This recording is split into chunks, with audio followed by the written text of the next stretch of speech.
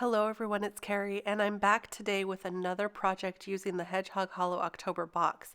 This time we're going to be using these snowmen from this stamp set here, and there's a lot of different images you can use from this stamp, and we're going to use some of these sentiments here. There's a lot of sentiments.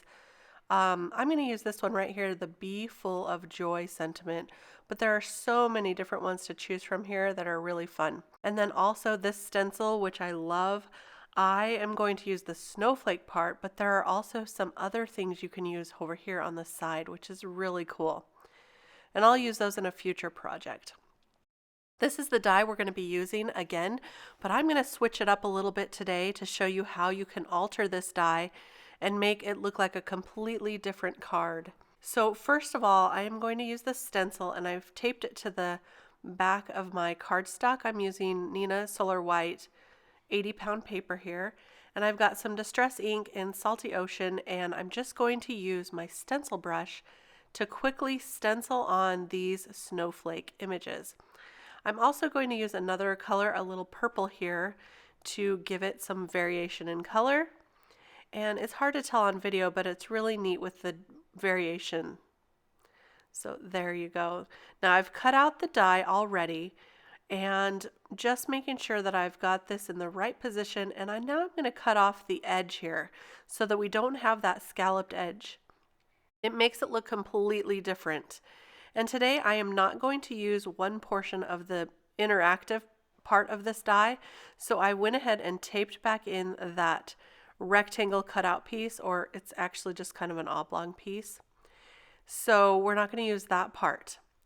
Then I'm going to take the same Salty Ocean Distress ink and color up, just ink blend on to the dial piece so that it kind of matches the snowflakes. Now it's time to put this together. It's a very simple. I'm just going to take a brad and put it in the front of the panel here through that die, the dial piece. And I will close the back so that it is nice and loose, so it has room to move. Then I'll add another brad to the swinging part of the die, the swinging arm, and now we're ready to put our card together. So I've already colored up the snowman with some alcohol markers, and this is what I want to do. I want his hat to fall off his head, or, look like it's really windy, so his hat has blown away. So I'm going to add a glue dot. This is a permanent glue dot, one of the strong ones, and I will put his hat right on top of that brad. And let's test this out here. This is going to be so cute because the snowman will be here and his hat is just going to kind of fly away. So now I'm going to take this windy looking piece. It looks like wind blowing, and we'll stamp that on using a MISTI. The reason I'm going to use the MISTI is so I can get a double stamp, a really good impression, so that you can see that over the snowflakes. I'm using Distress Oxides to stamp this, and I'm using the color Faded Jeans to give it kind of a blue, cold, wintry feel, and it looks really pretty.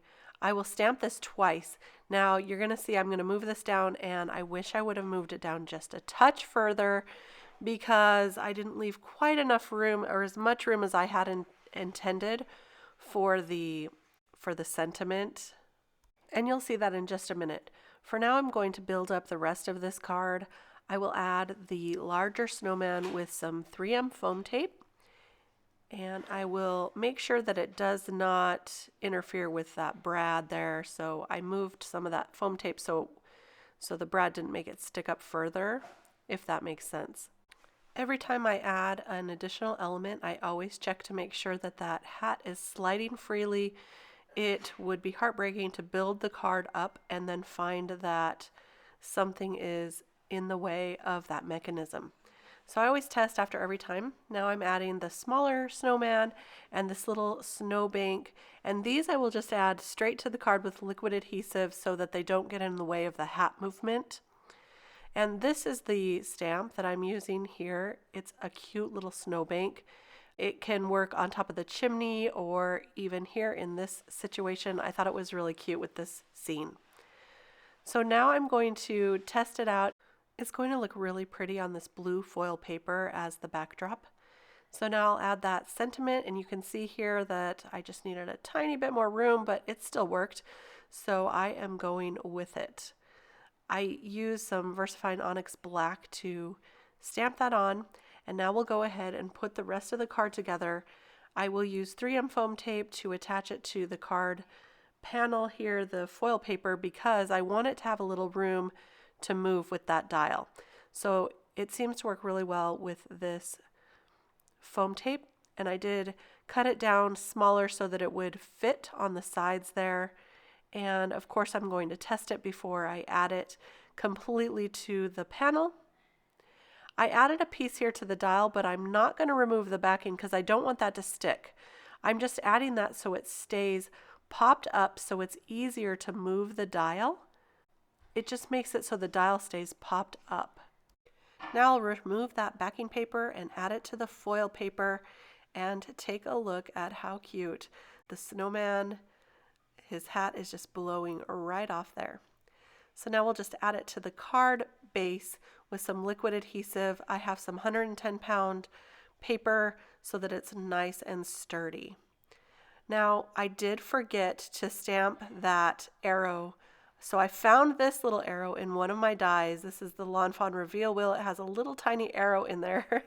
And so I just cut some blue foil paper that matched the background and added 2 little arrows. I cut them the opposite directions so that you would know to move that dial back and forth. But there is a stamp in the stamp set in the kit that you can stamp on that is arrows to show what to do with this card. So this is just an alternative there. And there you have it. This is our Full of Joy snowman card. So cute, fun, and easy to put together. I hope you enjoyed this project today and that you got inspired to try your die in a new, different way by changing it up just a little bit. Thanks so much for stopping by today.